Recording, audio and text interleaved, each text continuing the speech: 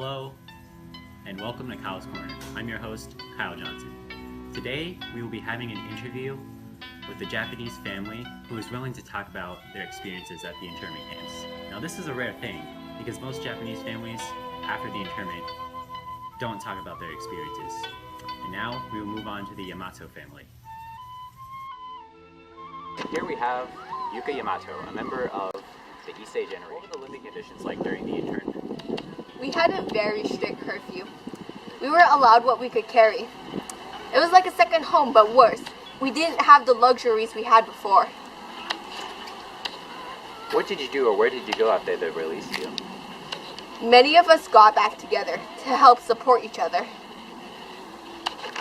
What are your feelings towards the internment? Did you feel as if you had your rights taken away? Yes, I felt like my rights were taken away. No, your rights were still good. They were president, okay? They still had their rights. What are you doing?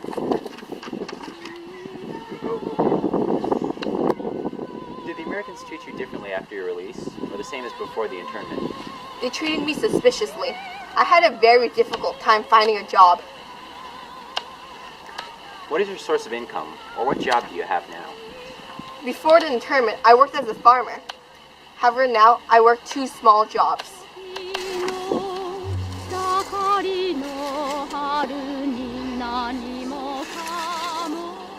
Japanese families lost their businesses during the internment. Was your family affected by this? One of my relatives owned a business. After the internment, the store was vandalized and all the goods were stolen. Well, it appears we are running out of time. Thank you for your time. Here we have Mariko Yamato, a member of the Nisei generation. How old were you during the internment period? I was about 10 or 11 years old. Did you understand what was happening at the time? No, I didn't know what was happening at the time, but all I knew was that I couldn't go home. You seem to know both the Japanese and English languages. Which of these do you know better, and which do you prefer? I know English better, and I prefer to speak English, but my parents want me to speak Japanese. Would you mind speaking some Japanese for us?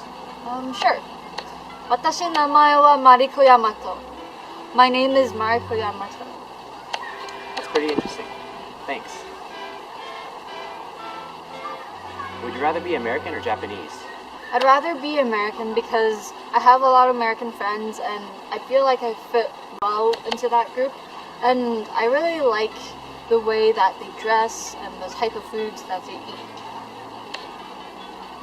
Where does this put you in society? As in, do you fit more with American culture or Japanese culture? Well, I personally believe that I fit well into the American culture because, like I said, I grew up with a lot of American friends and around me I was taught American education, and so I was raised with American society here. And that's all the time we have for this segment. Thank you for joining us. And now we have Hiro Yamato, a member of the Sansei generation. Now, do you remember going to camp with your parents as a child? No, because I was a small boy. Do you have a lot of friends that speak the same language as your parents? No, my friends spoke English. Does anyone ever pick on you? No, no one ever picked on me, but people looked at me weirdly. Do you help your parents with their work? Yes, I helped my parents with my work. I helped them pick up things and tools, but they will mostly want me to go to school. That's all the time we have for this segment today. We now have the U.S. soldier Thomas Collins, who is supervising the Japanese internment. Welcome to the show.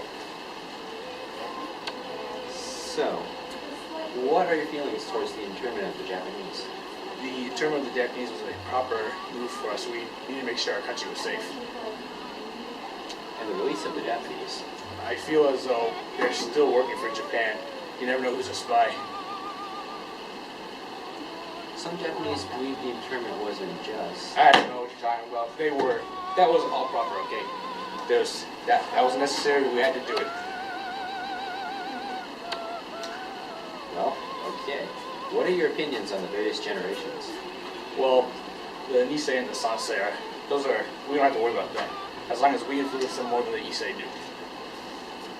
Well, that's all the time we have for this interview. After the interviews today, we have learned more about the Japanese internment. I'd like to thank, again, the people we interviewed today for talking to us about their experiences. This has been Kyle's Corner, and remember to tune in next time.